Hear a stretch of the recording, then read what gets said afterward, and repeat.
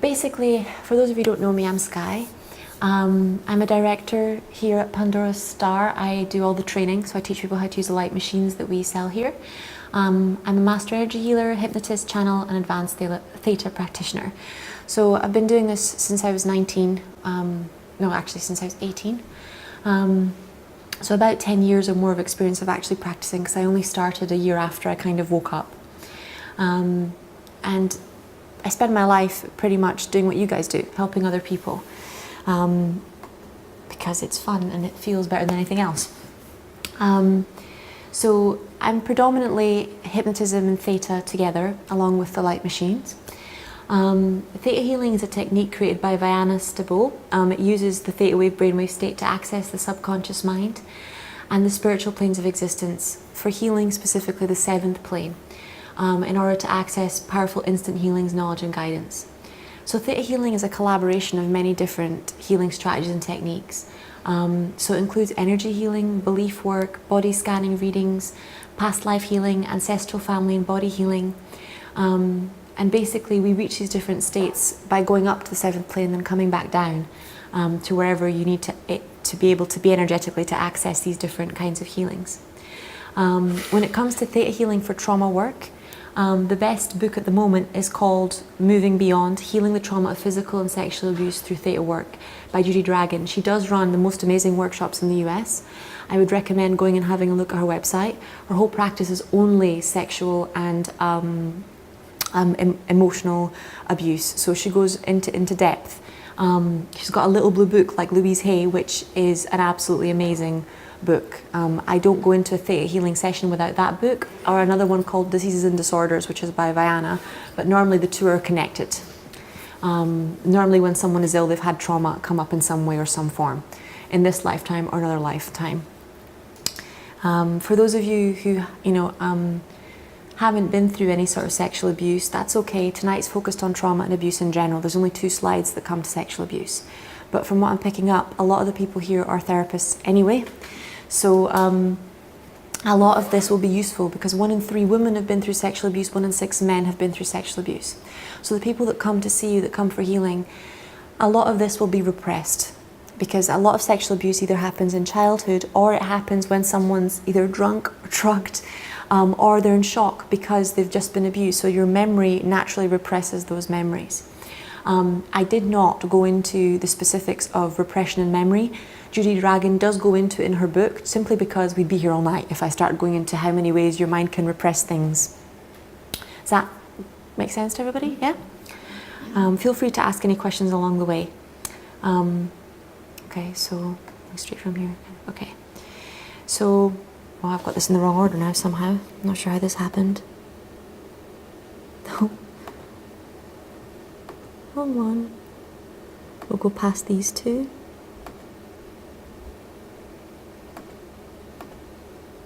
Okay, that's in reverse, but we'll do it this way. So all cultures, religions, and families have their own rules and laws about abuse and trauma. Okay, some are spoken, some are not. Many of these rules and laws are constricting and keep us tied up into levels of consciousness that those collectives are at, okay? You see this a lot when someone's been through any kind of trauma. Some families won't speak about problems, period. That's the most common thing in an abusive family, is that you're not allowed to talk about the abuse. Whether it's emotional, whether it's sexual, whether it's spiritual, whether it's physical, it's not discussed. You can fight about anything else, but you're not allowed to actually discuss what the abuse itself is. This also goes for religions and cultures. Okay, if a culture is a collective, let's say has a racist abuse policy or has a sexist abuse policy or a homophobic policy, those things are very difficult to discuss in public. The government will go out of its way to suppress those discussions. Does that make sense to everybody? So every collective where abuse is going on, there's always this culture of secrecy. Okay, and normally it's something that you will have to bring up with your client because it's an unspoken culture of secrecy. Unless they've actually directly been abused through physical or sexual abuse and they've had their abuser threaten them, say don't tell anybody, or I'll expose this, or something bad will happen, or all that stuff. Most people never have that idea that they had to keep a secret. They just know that they weren't allowed to talk about something. Yeah. In Alcoholics Anonymous, they say you're only as sick as your secrets. Secrets are powerful things. Right? When you're healing people, one of the most powerful things you can do is to command that all of the secrets they're keeping from themselves be brought to the surface. because secrets normally start with you just keeping them from other people, then they end up with you lying to yourself. You know, you end up to you saying, oh, this isn't abuse, this is okay, it's fine, everyone else is doing it, even when you know it's incredibly harmful. Doubt is also a huge weapon. If you look at, for example, the tobacco industry, one of the things that they say when they were selling poison to the people was, we don't actually have to prove that cigarettes are unhealthy, we just have to plant doubt. And it's one of those things, you don't have to prove that someone shouldn't be getting abused. You just have to plant doubt in their mind. Maybe it's their fault, maybe they did something, maybe they did anything that got them to be abused. Does that make sense to everybody? Mm-hmm. Yeah, and a lot of the campaigns, because I was doing a lot of research around this today, around sexual abuse and abuse in general, focus on the children, focus on women, focus on the people who are being abused, focus on the victims of abuse. They don't focus on abusers. So you don't see anti-rape signs saying don't rape people. You know, you don't see a man standing there saying, ask her for consent, things like that. The man isn't in the picture at all. Does that, yeah? Which subconsciously gives you the idea that men and women, women and children are more susceptible to abuse and sexual abuse than men are, which is a complete lie. It's just that cultural gender thing that men are invulnerable. Men are just as vulnerable to sexual and emotional abuse as women are. Right? And it's very important that they be on the lookout for things like that as well, because the only difference between you and someone who's been abused is they came into contact with an abuser. That's it. Because no one walks into your life and goes, hey, I'm going to abuse you tomorrow. And even to the abuser, they don't think of themselves as abusers. The denial is so strong. If you've ever done any research on narcissism or as abuse, they don't see that there's anything wrong with them. You know? That's why, Narcissists Anonymous programs don't work, because no one comes. Right? No one will admit that they're abusers, but that culture of secrecy that a lot of us long to control and abuse other people or to punish other people, whilst that hangs around, whilst that's kept a secret, it can't be healed. Whilst if anybody admits that they want to do those things, we think they're a bad person and we're going to lock them up in jail, it cannot be addressed. Does that make sense? Yeah, because there's an abuser in all of us, just like there's a victim in all of us, and there's a rescuer in all of us. But those aspects of us, unless they're brought to the light, darkness can't be taken away. It's that simple. Nobody wants to abuse somebody else for no reason. It's just not going to be at the top of their head at the time. It's just going to be a desire, right? So just because something is legal does not mean it's okay. And all you have to do is look around at, the homosexual laws, the sexist laws. Even just going back a century, the things that have been done in the name of the law to people are absolutely ridiculous. When you're healing trauma with people, you are not just dealing with this lifetime, you're dealing with many lifetimes, you're also dealing with ancestral karma, because abuse does tend to run in the family, it does tend to run in cultures, right? So whenever you're starting to do a healing with someone, just be aware that this will come up. And there's the downloads that are up, that came up before, are the ones that we're going to do to resolve these. So basically, it served us at one point to abide by these rules and regulations. As children, it ensured that our parents, culture, and society took care of us in ways we weren't capable of doing for ourselves. That's why so many people, cover up their own real feelings or won't come forward, even when they've seen someone abuse somebody else. In past lives and during wars, it probably kept you alive. So there's a very strong culture of, don't tell, keep secrets, the right people's secrets. So our healing downloads to begin with are centered around that theme tonight, because if we try to do it individually before we've done a collective healing, then one thing will just put the other back, if that makes sense. Yeah? According to Theta Healing, there are 4 levels of belief. So basically, you have the beliefs you acquired from 0 to 7 years of age, which are kept in the prefrontal cortex. So that's all the stuff you had in this lifetime that your mum and dad showed you. Then you have the DNA ancestral level of belief, which is pretty much all over your body, inside of your cells. And then you have cultural and collective level of belief, which is on the periphery of the aura. And then you have the soul, which is in the heart. And you have the things that travel in between lifetimes. So that's both for better or for worse. You have good traits and negative traits that you carry with you from your culture. Good traits, negative traits you carry with you from family. When it comes to healing cultures of abuse, emotionally in particular, we live in a culture where every emotional abuse is okay. You know, it's all right. You know, both for men and for women. You know, you can literally, you can get away. Look at basic things like TV programs and stuff. If you look at, you know, even the cooking shows, you see that the ones that have the most abuse in them get the most people watching.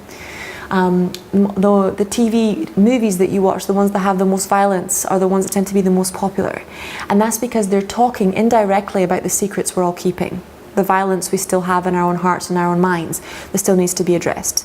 Does that resonate with everyone? Yeah?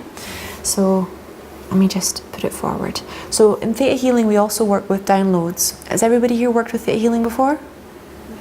Yeah? So basically what download is it's a belief that we insert into all four of those levels of belief. Okay? So first we pull the beliefs, you know, that you know, cultures, religions and families, rules and laws about abuse and torture, about silence, you know, have to be still have to be followed by us, and then we replace it with the beliefs that follow. Does that resonate with everyone? Yeah? It's a subconscious agreement. In psychology, we call it a tacit agreement. You don't wake up one morning and think, I'm going to agree with the rules of my culture about masculinity and femininity, about abuse. You just start, because you're constantly exposed to it, you just start to agree. Does that resonate with everyone? Yeah? If you're sitting down at a table and someone brings up a difficult topic of conversation, you just don't say anything. So it's a tacit agreement that you won't talk about it and that you won't challenge the presumptions that are around. Okay. So beliefs to clear that come up when you're working around. Actually, let's go back, 'cause it got confused. Okay. So I'm going to read these out, and then to receive them at the end, just say yes, and I'll witness them going in. If you don't want any of these, just say no inside your mind, they will not go in. I'm not going to force any beliefs on you. That's not my prerogative tonight. Take what works for you, leave everything else, okay? These are what I found works best in my practice when I'm working with people. Once you clear these fears about working with cultural and individual trauma, your practice as a healer will grow. Because suddenly your fear of working with people with trauma won't be there anymore. So they'll feel more comfortable coming to you, and it'll be resolved quicker, because when it comes to the surface, you won't think, oh my God, I don't know what I'm doing. Does that make sense? Yeah? This is what I felt like fearful to work with people that they had this sort of, because I'm not sure if I'm doing the right thing. Yeah, it's the same, and that's the thing. The more serious the trauma, the more we kind of go, oh, I'm not sure if I'm, and then there's no space to practice, and there's no space to grow in that as a practitioner, as a healer as well.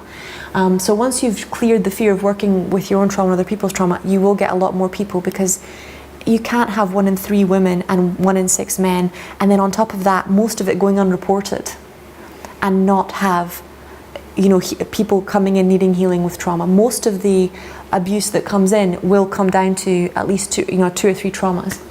Okay. So would you guys like to know that you no longer need to abide by the rules, religions and regulations of your culture around trauma and sexual abuse, and to know it's safe to step out of these rules and feel that it's possible to know how? Yes. Yeah? Would you like to know you can still be loved and accepted without having to follow these rules and laws? Yes. Would you like Creator's perspective, definition, understanding of sexual abuse and trauma, and to have your definitions align with Creator's definitions? Yes. Yeah? Would you like to know you can create a new healthy environment without abuse and trauma, to know how to know what it feels like, and that it's possible and that it's safe to do so? Yes. Yeah? Would you like to know how to heal any damage caused to you by being part of a family, society, religion and culture with these rules, regulations and laws? Yes. Yeah? Would you like to separate your parents' projections of who you are? Oh, sorry, that one got in there by mistake. Of who you are, who your culture is, who your abuser is, from Creator's truth? Yes. Yeah? Would you like to know you can live without viewing yourself and others through the lens of your parents', society, culture and religion? Yes. Would you like Source's truth on the parts of you and your culture, your sexual parts, your emotional parts, your abuse parts, that culture, religion sees as unacceptable? Yes. Would you like to know how to love and accept all parts of yourself, of your culture, of your religion, to know that it's possible, what it feels like, and that it's safe? Yes. And would you like to know how to communicate about your own experiences with abuse, sexual, emotional, spiritual, in the highest and best way, and who it's safe to talk about those experiences with, who it's ready in the right time and place? Yes. Yeah? Okay. So thank you, it's done, show me. So I'm just going to watch them going in. Sometimes Creator sneaks things into my webinars. I wasn't expecting those. Right, so the next round. Okay, so people who have experienced emotional and sexual abuse often resist setting healthy boundaries in their relationships. Shocker. Okay? They often believe it's wrong to exchange love and approval for money, time, appreciation. It's a common theme. I've often found the underlying issue is they've confused the abuse of control of their abuser with having control over their own lives. So because someone used control in a vicious, malicious way with them, they think all control is vicious and malicious. Does that make sense to everybody? Yeah. So that's what throws you very deeply into victim consciousness, because you need control over your own body, your own identity, your own life, in order to be able to have any sovereignty or power. Yeah. Okay. So they don't want another person to experience the same suffering and pain. I find that people who are abused, their deepest fear is that they will become an abuser. Okay. In their heart of hearts, they're really terrified that they will become like the person who abused them. Does that resonate with everyone? Mm-hmm. Yeah. So because that's one of the biggest myths, and I've got a slide that goes into the myths about sexual abuse and the downloads to replace them. But one of the myths is that if you've been abused, you will abuse other people. So it's a very prominent myth. The vast majority of people who've been abused don't abuse other people. Okay. Some people do, but if you think 1 in 3 women were sexually abused, you don't see 1 in 3 women going out and raping other people. Right, it just doesn't happen. Otherwise, it would be a collective rampage, right? So it doesn't. Same thing with men. 1 in 6 men, not 1 in 6 men go out and abuse other people. It's not how it works, right? I've seen both. I've seen men who have been abused and who have used that as a reason to abuse other people, and I've seen men who have abused, just dedicated their whole lives to not letting abuse happen anymore. So everyone is unique. You have power over your own experiences. Okay. So here's a couple of downloads that might be useful. If you have similar experiences of emotional, physical, or spiritual abuse, would you like Creator to teach your energy that it's over and that you can release the trauma of being controlled, rejected, misunderstood, abused? Yes. Yeah? Our soul often has positive intentions behind setting up such experiences. So for most of us, particularly from a religious perspective, we were taught that being punished meant that we were somehow... meant that we were somehow balancing karma, or we were learning a lesson. Yeah. When you were actually being spanked as a kid, how many of you were said, someone said to you, I'm going to teach you a lesson, right? It's a very deep subconscious thing that punishment, suffering, trauma will teach us a lesson. Okay. It doesn't have to be that way. But for us subconsciously, a lot of us choose families, find ourselves in situations where things are abusive, because on a very deep subconscious level, we think, oh, we need this. Right? And we confuse metaphorical spiritual images with literal ideology. So all the images that you're shown, for example, of Jesus on a cross, of people being tortured in a religious way, or they're being martyrs for their culture, those are not just literal, they're symbolic images for the suffering that we all carry. That's what the Mima say, when we all have our own cross to bear. We're all being crucified in some way. We all find ourselves in situations in the culture where we've done nothing to blame and we are still suffering. Does that resonate with everybody? And these stories were designed to be used to lift us from that mentality and show us that we were more powerful. I mean, yes, Jesus is crucified, but he does resurrect the next day. Does that make sense to everybody? Yeah. When you just have these images given to children of a very young age and said, oh, you know, this person died for you, with no explanation of metaphors, stories, principles, and healing. You just see the crucifixion, but you don't see the resurrection. It can be very confusing. So subconsciously, you get these people believing that their virtues they will get, you know, through having trauma and abuse with control. You know, generosity, strength, conviction, kindness, love, sharing, compassion. A lot of people only believe that they deserve good after they've gone through some kind of punishment. Okay, a lot of people any of you guys ever noticed that a lot of the most successful healers on the planet have been abused?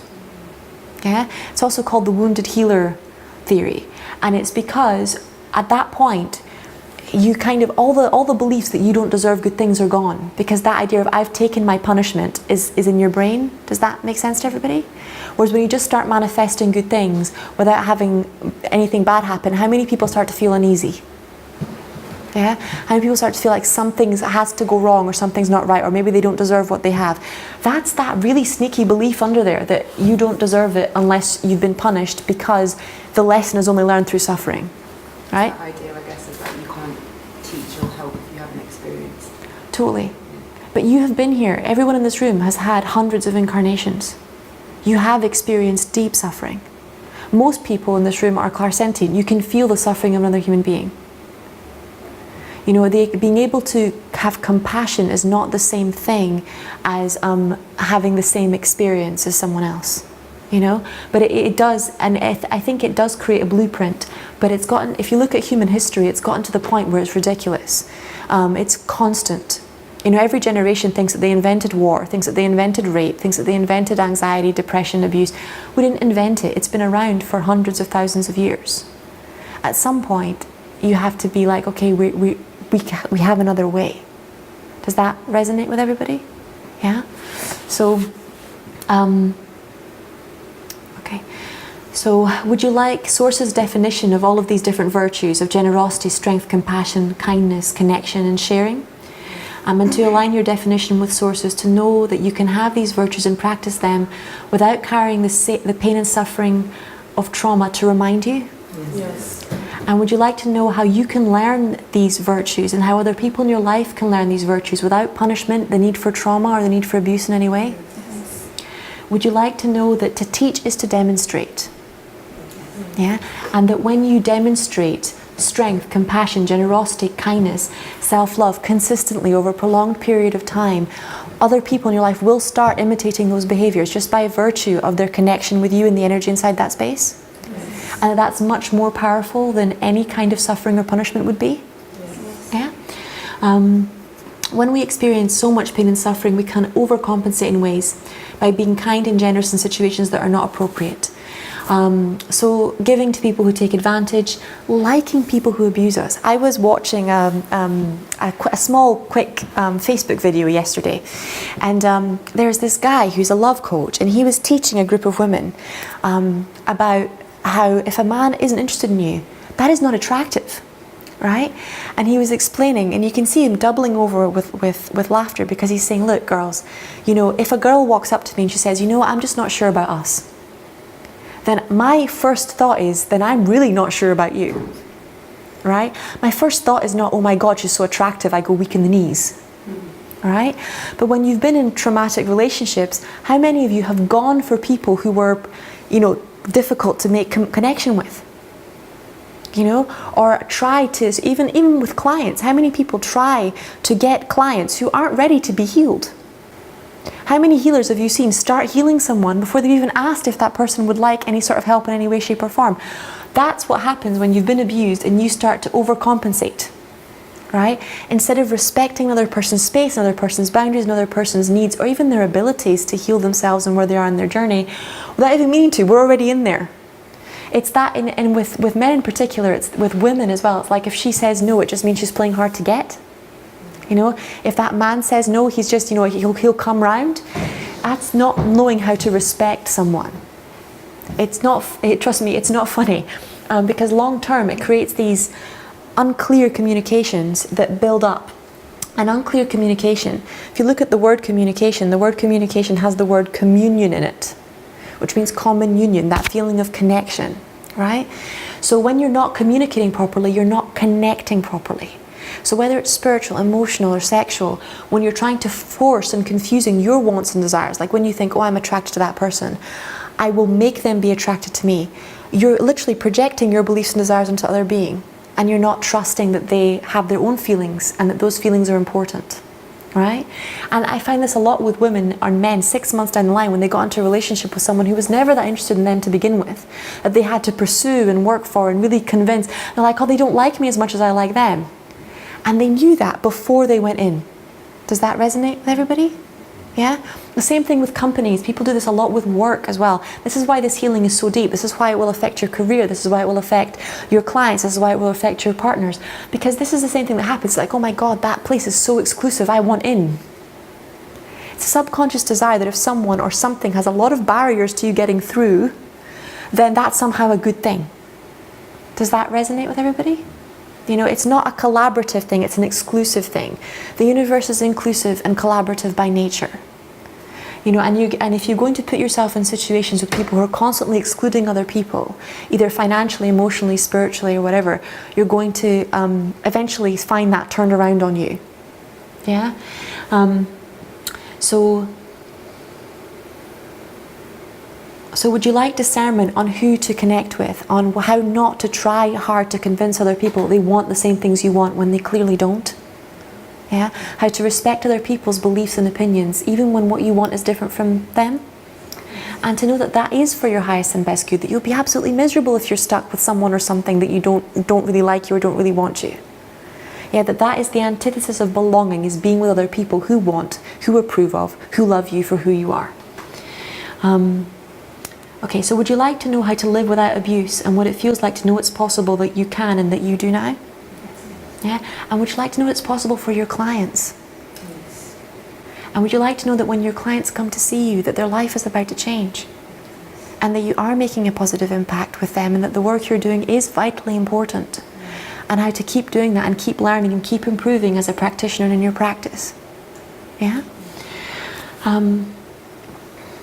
Okay, so would you like to know the more self-love and healthy boundaries you have, the more people you can help and the more people you can love? Yeah? And would you like to know you can have plenty of love, to know what it feels like, to know that it's possible, and to know that you already do now? Yeah? Okay, so let's move forwards. And that was the one that was in reverse. Okay, so when you work with trauma, these are the core beliefs to clear. So I'll read down them and then I'll ask, can I clear these? So if you're working with trauma, physical, sexual and emotional abuse in others and myself, I fear guiding clients to physical abuse memories that are unknown. I fear guiding clients or being aware of my own abuse memories that are unknown. People who experience trauma are broken, damaged, unfixable. People who have experienced sexual abuse are broken, will never be a full man or woman. People who were/are abused by others are dangerous. I will be hurt if I work with clients that are abused.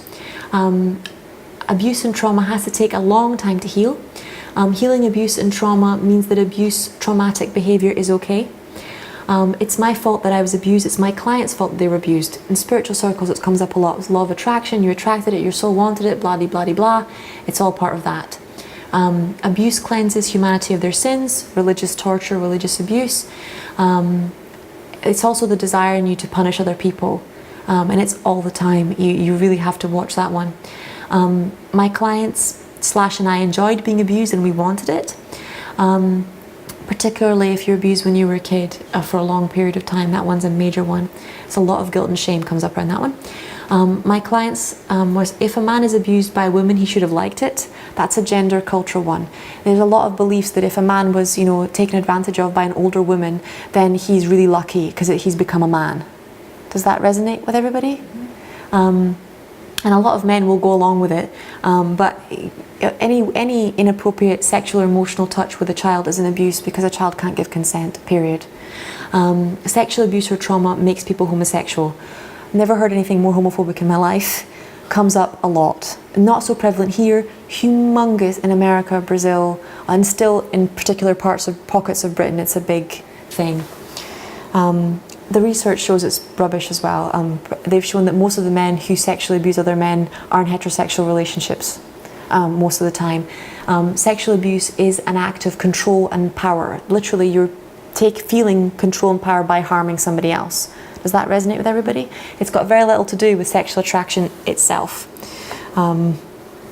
What they get off on is being in the control. So can I pull these? Would that be okay?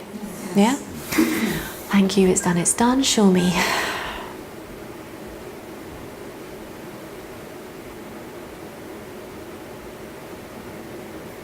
Okay, done. So we're going to replace these with, I know what it feels like and how to be safe working with people and with myself when we've been traumatized sexually, emotionally, or spiritually. I know when I am safe to work with people who've been spiritually and sexually abused. I know what it feels like, how to and when to hold a safe space for myself and others to reveal sexual abuse, emotional abuse, memories, and trauma. I know what it feels like and how to live without trauma or post-traumatic stress disorder from my abuse. Particularly emotional abuse, I'll go into that one because most people don't know PTSD and emotional abuse are really connected. I know trauma and abuse can be healed instantly. I have creator's perspective, understanding and knowledge of healing trauma in myself and others instantly and miraculously. I know how to work with trauma and abuse in myself and in others without being overwhelmed by anxiety, fear, drama or anger. Well, I understand that the creator of all that is present and in charge of every healing I do with myself and my client. Would you like these? Yes. Yeah? Thank you. It's done. Show me. Just take a deep breath in, guys. You're safe. Another deep breath in and out. There you go, that's in. So, after you've had a fight with your partner, ever find yourself reliving that fight over and over again for the next 4 or 5 days, sometimes for years afterwards? That's PTSD. Ever had a fight with your mum that comes back from childhood, any message that they gave you that repeats itself every time you try and, see, you're laughing because it's, yeah? That's PTSD from emotional abuse, okay? Whenever you relive or re-experience, it's all right? Whenever you relive or re-experience and you can't tell the truth from reality, right? So let's say you're about to do a talk in front of people and you've done a lot of work, like over 10 years of work on something, and you still feel anxious about doing that talk, and all you can hear is your mum words in your head is that you're going to make a fool of yourself, right? And you think, oh my God, I'm going to make a fool of myself. Cancel, clear, delete. That's PTSD. You've confused your mum's past opinion and beliefs about you with the reality of what's happening right now, and you're reliving that experience, which is why you're experiencing anxiety and pain. Right? So PTSD from emotional abuse is incredibly common. Most of us have it because most of us grew up with emotional abuse, right? As our parents were taught, what we've been taught, that the only way to deal with make children behave is to abuse them in some way, right? They weren't taught that parenting is the highest teacher role available and that demonstration is the most powerful way of parenting. If you want to go deeper into that, Brené Brown has an amazing workshop on parenting without shame that's absolutely phenomenal, and it has lots of research, like actual grounded research theory that shows that you actually cannot give what you don't have. So if you don't know how to love yourself, you can't teach your kids how to love yourself. If you don't know how to heal yourself, you can't teach your kids how to heal yourself. If you don't feel strong, your kids won't feel strong. They might be very good at pretending that they are, but they won't know how to do it, right? They won't have the vibration of how to do it. You can expose them to people who do. So you can, teachers, coaches, tutors, if you expose them to somebody who knows that they really respect and love, they will learn. But you have to expose them to somebody who's already demonstrating that principle. That's how the universe actually teaches us. So if I'm struggling with something, like at the moment, I'm really struggling with learning how to respect men, for example, like deeply. I know how to do it on a superficial level, but inside, like in my heart of hearts, I find it incredibly hard. Because I grew up with a mom who didn't respect anyone, period. Does that make sense, right? So I'm on that level where I've done enough spiritual work to know that it's not okay, that it's not all right, that it causes a lot of damage, but I haven't gone far enough in my mastery of it to stop those thoughts going through my head, those emotions going through my body, that vibration being in my space. So when I ask the universe, please help me, I need a miracle, this is on so many different levels that I don't know how to clear it. It's been through so many different lifetimes. The next thing the universe does is one of two things.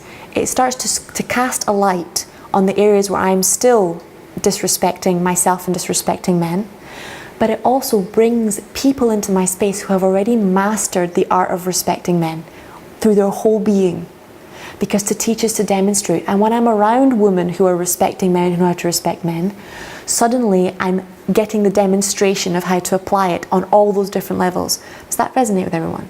Yeah? So you'll find different people are being brought into your space. And that's the same thing you can do with kids. If you're like, okay, I'm not far enough on this, I want my kids to know better than me, to do better than I've done. Put them in the presence of people who have already mastered things you're still learning, because they will absorb it like a sponge, right? My mum was great at doing that with us. She used to say to me, you don't like how I do it better. She was like, that's what the next generation is for. She used to be like, you're supposed to be better than me. You're supposed to do it better than me. It's supposed to improve with every generation. Okay. So pass that one on, move on to the next one. Okay, so emotional abuse. Emotional abuse is present in all different types of trauma, okay? It's financial, emotional, physical, familial, social, religious, and cultural. We still live in a society where emotional violence is considered authoritative, powerful, and amusing. Kind of like we used to think torturing people was fun and amusing, and we used to all gather around the square and watch, right? It's exactly the same thing. We still think humiliating someone is funny. We still think, we have comedies that do that. It's a social thing. It's just remembering that everybody experiences abuse as a different thing. So what can be hilarious for somebody is not necessarily hilarious for somebody else. I'm not against laughter in any way, shape or form, but you just have to be very, very conscious.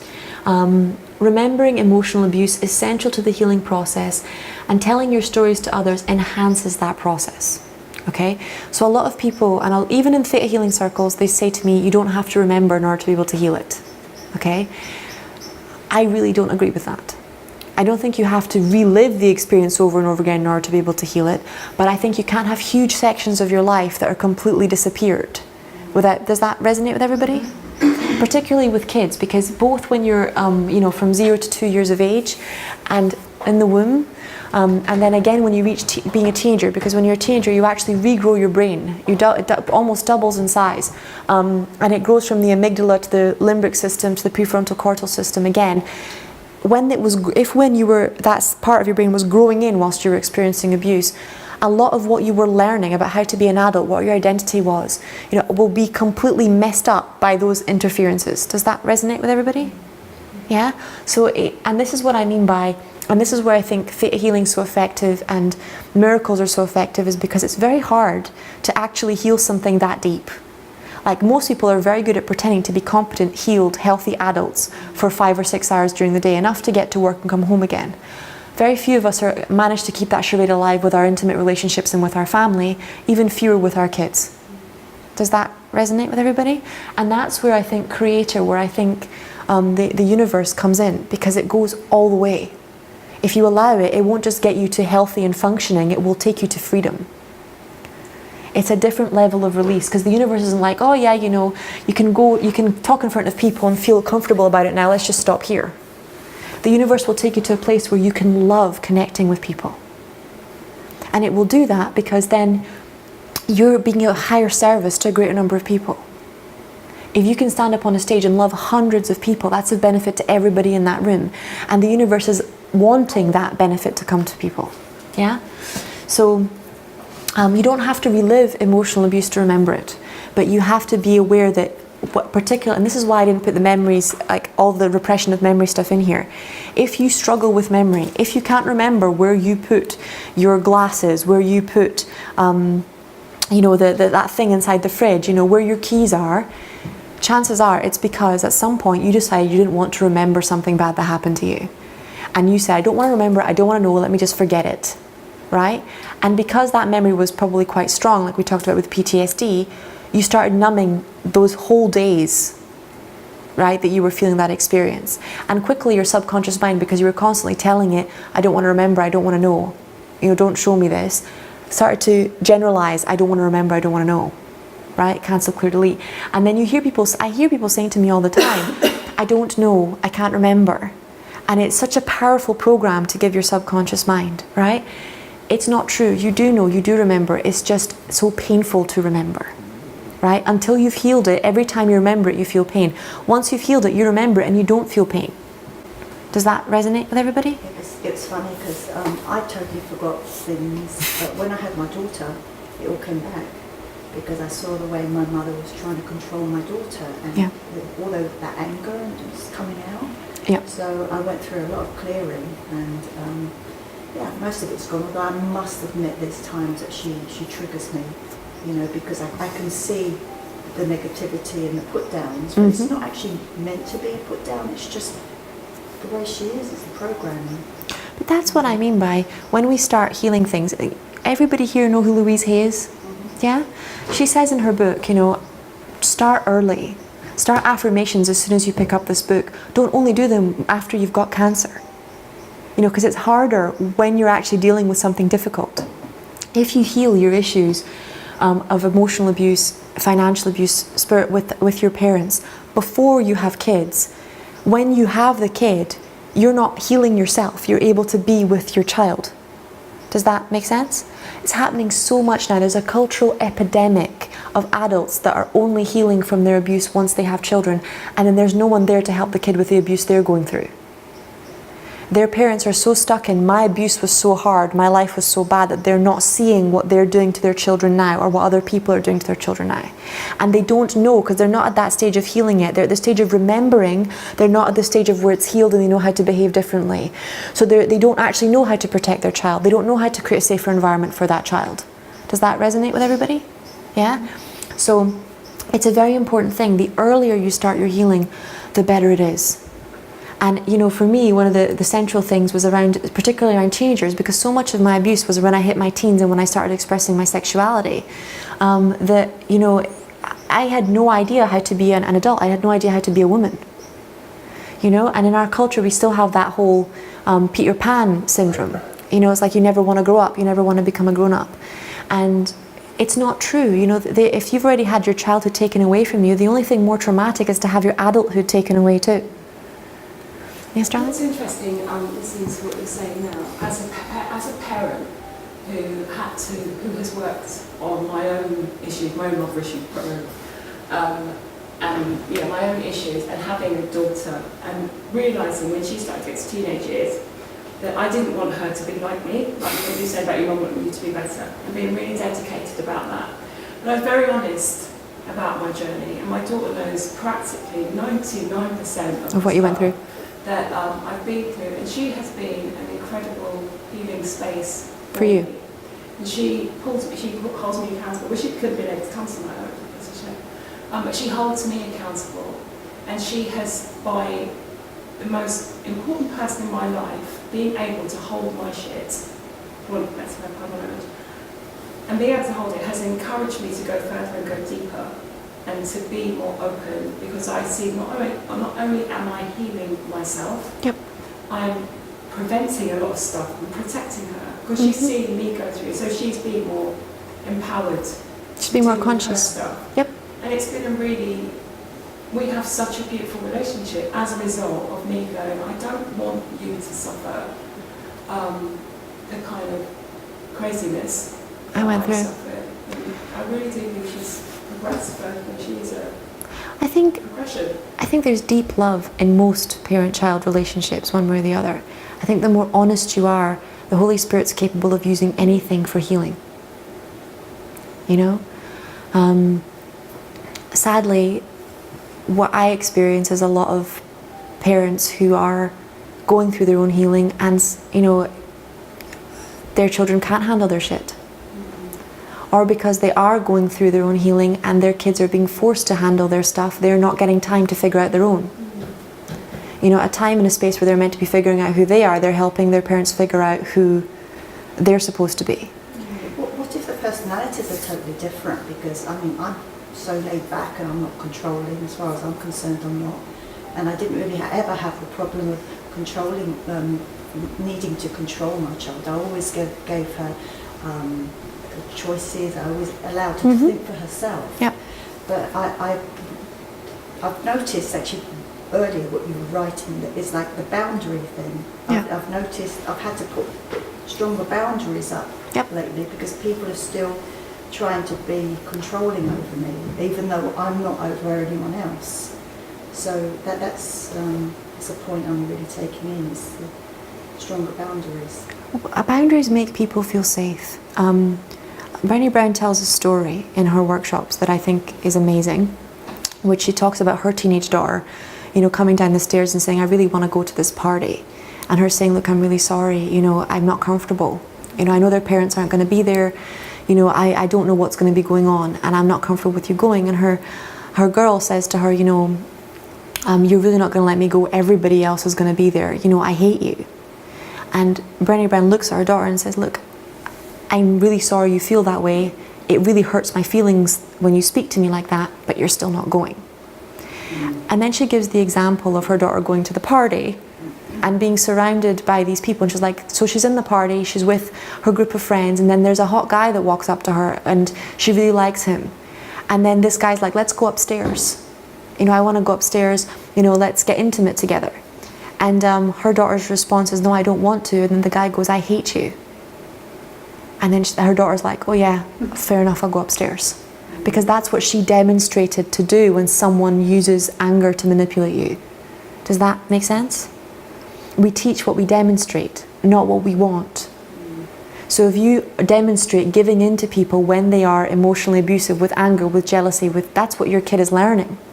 Even if it's them leveling the anger and anxiety at you, they're learning through the demonstration. And a lot of women in particular, we're very good at manipulating people with sadness. You know, men are very good at manipulating people with anger, but we're very good at manipulating people with sadness. I'm so hurt, I'm so sad, that justifies me doing anything I want to do. And it doesn't justify you doing anything you want to do. Same thing with anger, right? But it's very much still there in that cultural. I think when kids are different from you, and all kids are, you know, they come through us, they're not ours. What I would say is simple. It's like they are still learning from you. And obviously we do the best we can with where we are. So what I'm saying is not judgment laden. It's genuinely observation from what I've seen over the years to come. And from having gone through, you know, an adolescence and a childhood where, you know, I wasn't a child, I was an adult because my parents were children, right? So it's very difficult, and children won't say that, because to a child who's being put in the position of adult by their parent, they feel like the special one. They feel like they're more loved because they're doing that for their parent. They feel deeply empowered by that. So they won't ever be the one to say, oh, you know, can you please, you know, give me more space to be a kid, because that's what happens, because they love us so much. But then later on it can come up with, I don't know who I am, I don't know what I'm doing, I don't know what I want. Simply because it was all geared towards pleasing. Yeah? It's a hard one to look at, but until it gets the roles and stuff separate, it's quite difficult. So I made a bunch of downloads for healing emotional abuse. The other thing I want to quickly say about emotional abuse is that emotional abuse means that you confuse your feelings with the feelings of someone else, your thoughts with the thoughts of someone else, your beliefs with the beliefs of someone else. It becomes very, very murky. How many of you have had a client or a friend who's like, I can't tell the difference between my feelings and that person's feelings? Yeah, that's a sign emotional abuse has gone on. Because when you, normally emotional abuse happens when you go, someone says, oh, I believe in this, and you go, nah, I'm not so sure. And then something happens, right? They either tell you off, or they put you down, or they humiliate you in some way. So you change your belief very, very quickly to match their belief, so that you don't get that pain every time you express a difference of opinion. Does that resonate with everybody? Yeah? So you quickly change your beliefs, opinions to match that of the social group that you're in, which isn't always a bad thing. It's only a bad thing out of balance, right? So you should be able to know the difference between your feelings and their feelings, and make a conscious decision about whether you want to change your beliefs or not. Right? They shouldn't be, oh, I have to, because otherwise I won't fit in. And that's what happens normally for a lot of people, is they just get so many cultural, family and social messages shoved at them at one go. They're like, if I don't do that, I'm not going to fit in. 95% of women are on a diet, right? That's how powerful collective messages are. If I'm not thin, I won't be loved. If I'm not thin, I won't. Does that resonate with everybody? Right? It's not about health for them. It never was. That's why the cosmetic industry is booming. It's about that message that you don't deserve love, affection, sexuality, and then the disgust that comes with the whole fatism thing, right? And I grew up I was a tomboy, so I grew up in a group of guys, and men are, bless their souls, you know, as much as women are absolutely merciless when it comes to criticizing men for being weak sometimes, men are absolutely merciless when it comes to making fun of women for being fat. The things they say, the places they go. And at that point in time, I just thought it was funny, but I didn't realize how much it was hurting me, particularly because I was fat, right? So that's how much you will just agree with abusive stuff, because especially if it means you will get the love, you will get the appreciation, you will get the attention.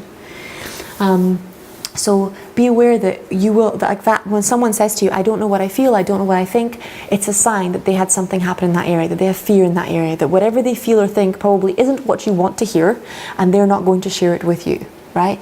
Even as a therapist, even as a teacher, which is really, really detrimental to their healing. Because if you did, let's say, a healing session with them last week, and they come to the healing session this week and they don't say to you, this worked and that didn't work, you can't fix what didn't work. You can't find the real cause of something. Does that resonate with everyone?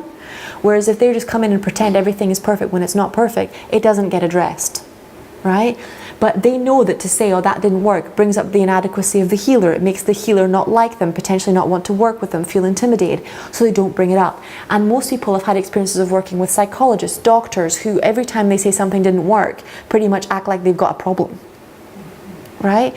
So there's this collaborative denial of this. If this didn't work for you, then there's something wrong with you, instead of, okay, even if I'm not the therapist for you, there will be someone out there who knows how to heal this the way you can be healed. Yeah? Do not be afraid of referring people. That's how you learn. You know, that's how you grow.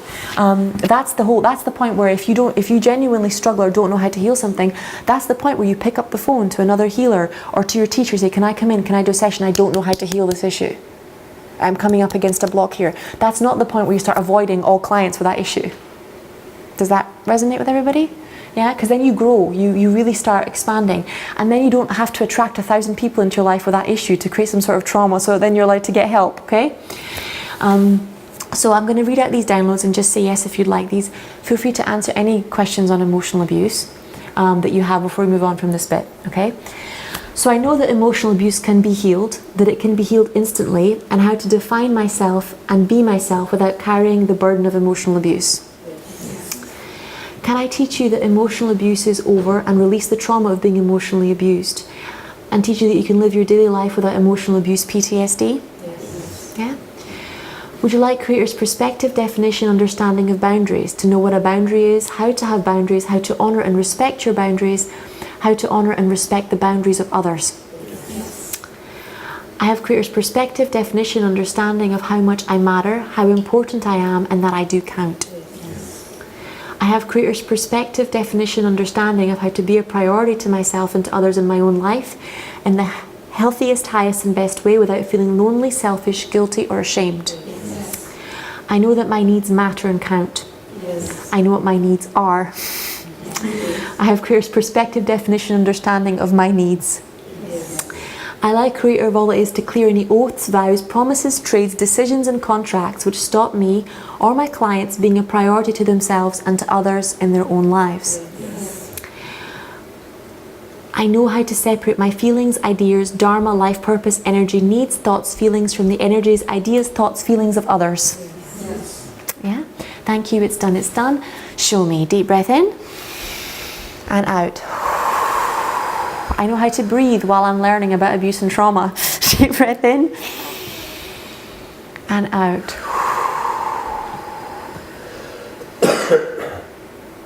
That's it, all done. Okay, so that's the other thing that can come from emotional abuse, is that you don't know what you want. So you find a lot of people being exactly like their parents. You find a family where all the kids are doctors, all the kids are teachers, all the kids are artists, and the father was a famous artist or the mum was a really good doctor. And that's literally where they're not even allowed to express their own life purpose. They've so taken on the parents' life purpose, the parents, that they don't have a space to explore their own.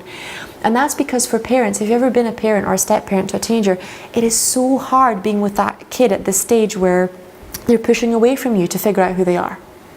You know, teenagers go through this stage, and there's a really good book called Untangled, which takes you through teenage phases for teenage girls, and it talks about parents being like the side of the swimming pool. You know, like teenagers go through a phase where they come up to hold on to side when they're tired, and then they kick off it again. Back to swimming, and then they come and hang on when they don't know what they're doing and they kick off again.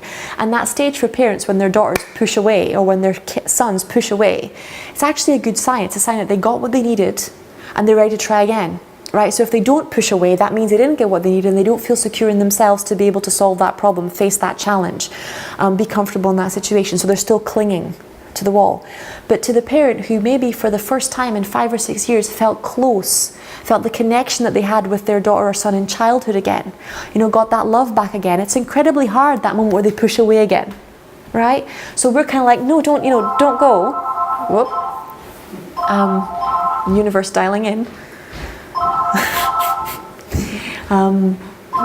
But they need that. Teenagers need to do that in order to figure out who they are. If you're not a wall, if you don't let them push off you, if they don't feel like you're strong enough for them to push away from, they don't have those years while you're there to protect them, while you're there to be able to push off of. And that's normally when they're attracted to people who are a lot older than they are, who are, you know, like I was in the beginning, simply because I needed someone who was strong enough for me to find out who I was and who wouldn't crumble every time that was a different person than who they were. Does that resonate with everybody? Yeah?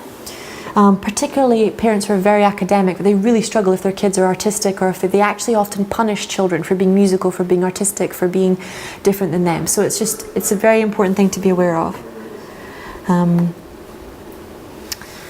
Okay, so before I move on, any questions about emotional abuse? No? We're okay? Perfect.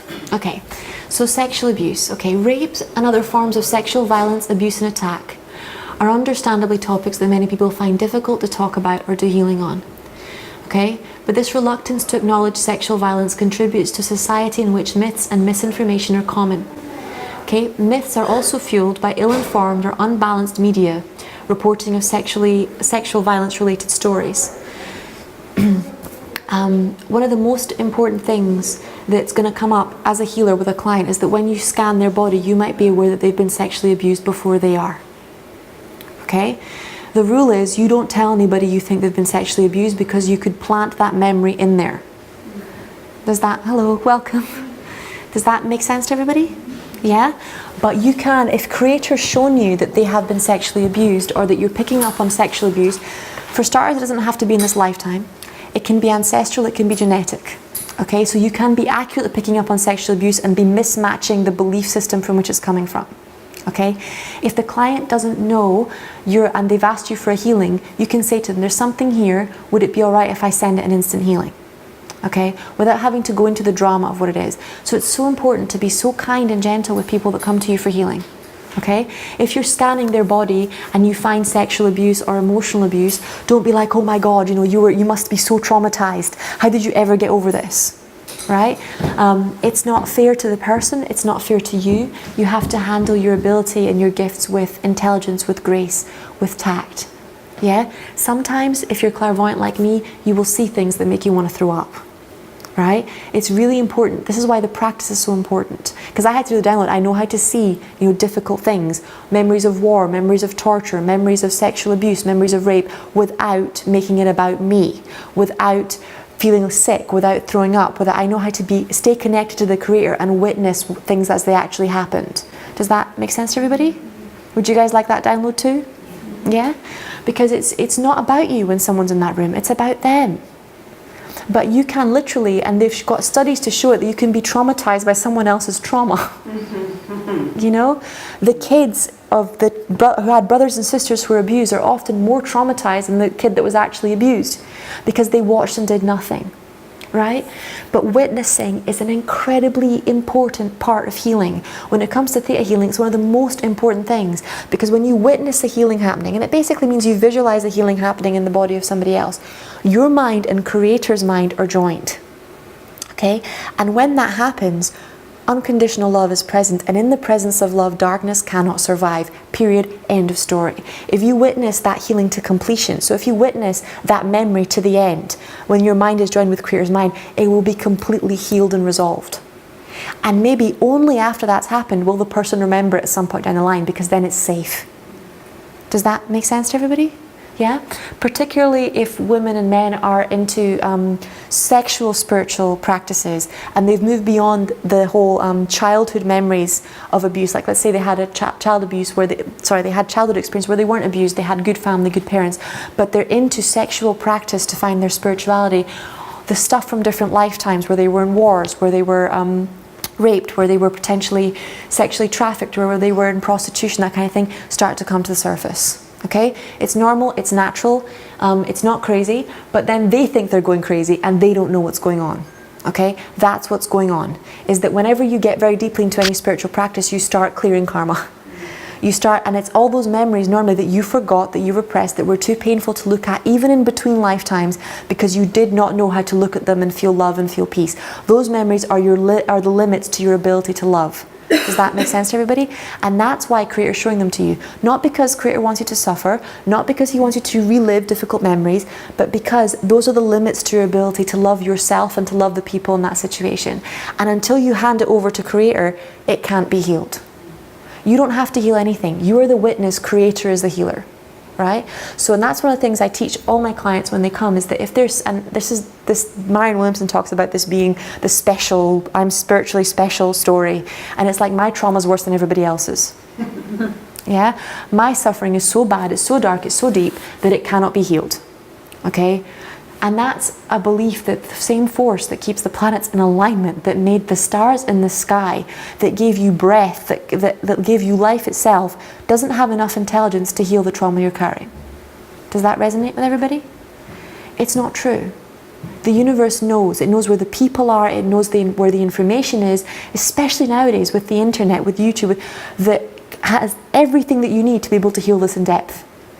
What it doesn't have is your willingness, and that's what it teaches in the Course in Miracles. And what Louise Hay says in all of her affirmation books, I am willing to change. And it's not a superficial level of will. They're not talking about, oh, I'm kind of interested in maybe doing it. They're talking about that kind of will where you're willing yourself to doing something, like you're determined. It's a will that's like determination instead of will that's like, all kind of wishy-washy, I might do it. Does that make sense to everybody? So if the universe brings you things and you're in that place where you don't have the will, you'll be like, oh, it's too expensive, I don't have the time, I'm not sure if I like those people, blah, blah. There's all these excuses because you're not willing.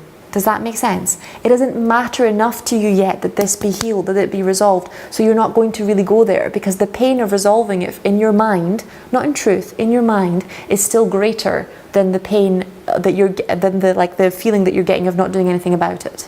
Okay? It's a hard one to say, but it's a truth. It's a really deep truth. And normally, most of us, including me, we do this. We might, let's say the first time something comes around, we might read a book on it. The second time something comes around, there's a lesson, we might watch a movie or a YouTube thing or talk to our friends about it. The third time it comes around, we think, we've read these books, we've read these movies, and now we kind of know what we're doing. And normally it takes the 10th, 11th or 15th time, or us really hurting ourselves or someone else, for us to be like, screw it, I'm actually going to master this. I'm not going to mess around with this anymore. Does that make sense? It's not like a superficial level of knowledge and understanding. You can't just go there straight away. Nothing's stopping you. And the universe will meet you straight away. So the moment you say, I'm ready to heal this, and you say, okay, I'm making the commitment to see it finished, it will go to completion. But if you're like, oh, I'm kind of maybe willing, and I might read a book or I might do this, and then I'll stop, right? Because I just want it to look like I've done the work so that other people, and I don't feel bad about it, right? Because real work is heart work. It's feelings that change. It's you that changes. It's not your mind that changes. That's the beginning. That's the first level of change, is changing your mind about something. It's when your heart's changed about something. It's when you really understand in your heart why something is different that things start to move. That's why I was saying about respecting men. In my mind I understand, in my heart it doesn't make any sense to me yet. Does that make sense to everybody? Yeah? In my heart right now, respecting a man still feels like humiliation and abuse. It still feels like being silenced. It doesn't feel like love. When I get to the point where I love it, that's when it's healed. Until then, I'm still in the process. No matter how many books, no matter how many seminars, it's a journey without distance from the mind to the heart, right? And you've arrived when you've arrived, not when you've done enough stuff to prove to other people that you're doing it, right? It also can't be forced by someone else. No amount of someone telling you that you should be healed or that you should be on the way to it being finished will make that shift inside your heart. It's a decision you have to make for yourself, okay? So sexual abuse can happen to you whether you're male or female, gay or straight, of any ethnic origin. The only thing people who've been sexually abused have in common is that they came into contact with someone that feels that it's okay to sexually abuse somebody else. Okay? No one advertises on the top of their head, except people in the sex industry who actually, get paid to be that way, that they're a sex abuser. It doesn't work that way. And it normally doesn't happen overnight, it normally happens gradually. 85% of rapes committed in the UK are by someone that you know. Okay? So it was a relationship that built up over a long period of time, most of the time. Sexual abuse is not just physical, it's emotional. Okay? Someone can sexually abuse you in the sense that we were talking about, it's, through rape or through lack of consent or, through torture, that particular kind of thing. But someone can also sexually shame you. and this happens a lot with parents and kids, they shame you about masturbation, about sexual desires. Partners might shame you and tell you that what you like in bed is vanilla. They might try and pressure you into things that you don't want to do. Sexual abuse is as emotional as it is physical. Does that make sense to everybody? But when it comes to sexual abuse, we're still so at the point where it's still okay in our culture that we haven't got to the emotional side of sexual abuse yet. Yeah? Consent is much deeper than yes and no. Consent is the ability to have context, right? So it's the ability in your mind to be with another human being and feel inside their heart whether or not they would like to connect with you inside that way, right? And that's a skill that you learn over time. It's part of compassion, it's part of empathy, right? And it's part of morals. Because I might be standing in a kitchen next to someone who's just lost their father and all they want to do is screw me. Because they don't want to feel anything, they want to numb their body. But it has nothing to do with desire, it has nothing to do with them wanting to have sex, and everything to do with them wanting all the bad feelings to go away. Does that make sense to everybody? I might be in the kitchen with a very drunk, if I'm a man, with a very drunk woman who's all over me. But in my heart, I should know that she's not capable of giving consent. Make sense to everybody? Yeah? The number of times I was working with disabled boys in particular, with autism or whatever, and that boy would stick his hand on my breast or stick his hand down my pants, right? It was clear to me from the word go that was on no level a sexual come on. Does that register with everybody? But when you've been taught things like from pornography that no means yes and yes means anal, your ideas about consent get a bit twisted and screwed up. Right? And this idea that it's masculine to force sex or always want sex, and that you're not a man if you're not constantly thinking about sex, it really screws up the dynamic. And the same thing, the idea that women can't sexually abuse men. Yes, they can. It happens all the time. They don't normally do it the same way that men do it, but the humiliation, the pressure, the even telling a man he's not a man if he doesn't want to have sex with them, things like that, those are all forms of emotional sexual abuse. Right? And it's an important conversation because you can't have this conversation in depth without touching on consent and the importance of emotions around consent and what consent actually means, that it's way more than a yes or a no. It's about the person's ability to give a coherent yes or no at the time, right? Both men and women. Often sexual abusers threaten the life, career of the victims, friends, family to keep them quiet. Okay, so when sexual abuse gets serious, whether it's your husband, whether it's your best friend, whether it's your family, it happens all the time. You know, and it's I'm actually, if you guys don't mind, I can bring up a picture of one of the diagrams to would everyone like that? As I've got a picture, there's a program in it's shiny. Right, everybody, avert thine eyes because some of these pictures are not for your eyes. So that makes us look. Your own risk, guys. Assuming nothing too crazy, but I've not prepared these. You know what I'll do? I'll type it in here because I'll find it if I click it. D. Here.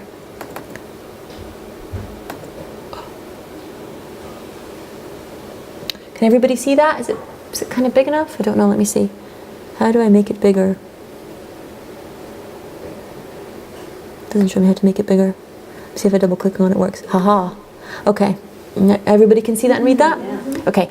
Imagine, because we still have gender stereotypes, there's both a man and a woman here. Okay? That this is dominator and there's a dominatrix behind him. Okay? This is a two-way street. This is not just a one-way street. It's still more common for men to abuse women just because of the media and the social messages, but we all have it in us, and the more financially powerful women become, the more this is becoming an issue. Okay, and I wish I was kidding, but I'm not kidding. So these are all there's a program in London called the Freedom Program, created by a woman called Pat Craven. It's a free program. You can sign up to it. It's for abused women. It takes you through all the different kinds of abuse that there are. Now, one of the most powerful things, because I only bought the two books and worked through it when I started working with sex workers and strippers, because there was so many parts of abuse that I didn't understand, right? And one of them, when I was looking at this picture, and I'll show you the rest of it, made me cry because I didn't know that was actually a form of abuse, period. I just thought that was the way things were. until I saw that image. So now I try and show these images when I'm teaching people about abuse or trauma because pictures are powerful, right? So basically, this sexual controller, so rapes you, doesn't accept no for an answer, keeps you pregnant. This is one of the most harmful ones for women. And for men. So this can be for women because they keep you pregnant. It can be done to a man by constantly getting pregnant. Every time a guy's about to leave, you turn around and you say, I'm pregnant, right? It's not okay. And rejecting advances. So I don't want to sleep with you because you're ugly, you're fat, there's something wrong with you, you're not sexy, you're boring, right? Those are all forms of sexually controlling somebody else. Those are all forms of sexual abuse. There are kind ways of communicating all of these things to people with the exception of rape. And it does not matter, let me make it crystal clear, whether you're married to somebody, whether you're single, all of these things can still arise in the relationship. Does that make sense to everybody? Yeah? The bully. Glares, shouts, smashes things, sulks. It's just generally got this intimidating air. One that isn't on there about the bully is that there's a lot of silence, like they can ignore you for days. Okay, it's that emotional intimidation of I don't need you. It's a really, really hardcore way of abusing someone, both men and women. Some of us even do it. Like I've got a friend, bless her heart, that I've known since she was a baby, and when she was a toddler, I think I was 3 years older than her. She was a friend of a schoolmate, and then she became my friend later on, along with them. And I mean, when she was a toddler, if her parents did something wrong, she wouldn't speak to them for 3 days. You know, so sometimes it's really passed down, right? It's before they were born, they were already in that energy. Make no mistake, for the person you're ignoring, that is absolute torture. Does that make sense to everybody? Okay? I'll get to that in a minute. So, king of the castle or queen of the castle treats you like you're a servant or a slave. It's actually trendy on Facebook right now for dominatrixes to post pictures of their slaves up on the Facebook feed, like it's something to be proud of. Says women or men are for sex, cooking or housework, expects sex on demand, controls all the money. Okay, so there's no idea of financial equality, there's no idea of sharing, there's no idea that this person is an equal to you in any way, shape or form. It's the kind of person that's like, this is my house, this is my place. You know, every time they fight, they're like, you can just move out, or they just dump you. It's that energy of domination through that, this is my space. Does that resonate with everybody? Does the picture help? Yeah? Is it making things a bit funnier and clearer? The jailer stops you from working and seeing friends. This one like kind of breaks my heart. Tells you what to wear, keeps you in the house, seduces friends or family. Both men and women, sadly. It's really, really common if the partner is more vulnerable. Let's say they struggle with allergies or illnesses, that the partner first persuades them not to work, or that they're not strong enough. You see it with mothers and kids as well, if they don't want the kid to leave home. Controls the way that they look. This is all the time. It's not okay for your partner to come down the stairs and if you don't agree with their fashion choice, you tell them that they look disgusting or ugly, or does that make sense to everybody? Yeah, you have to find kind ways of communicating with other people. Keeps you in the house, or they want to know where you are all the time, who you were with, what you were doing, and that you need their permission to do anything. Seduces friends or family. Disappear without telling you where they're going, who they were with. Right? Doesn't invite you to join in with their friends or with her friends. It's that energy of, because jailer can be two ways. One, it can be making you stay inside the house. The other can be you're not allowed to go outside. You're not allowed to go out. You're not allowed to participate in adult activities. Does that make sense to everybody? Yeah? And this can start with just making you feel guilty. Let's say you decide you're going to the gym after work with friends, and like, why don't you, and we do this all the time, particularly women, why aren't you coming straight home? I've been having a hard time, and we're going to spend time together tonight, why don't you want to be with me? Yeah? It's that energy of they should be home all the time. And no one should be home all the time. People have freedom whether they're in a relationship or not. There's a big difference between being a jailer and someone completely avoiding their family responsibility. Okay? And it's also a balance, because sometimes life can get to that point where you have so much responsibility and so little time for yourself that you have to make the decision that play and enjoyment are an important part of life. Sorry, we'll give them a second to finish. Are you having a bath in there?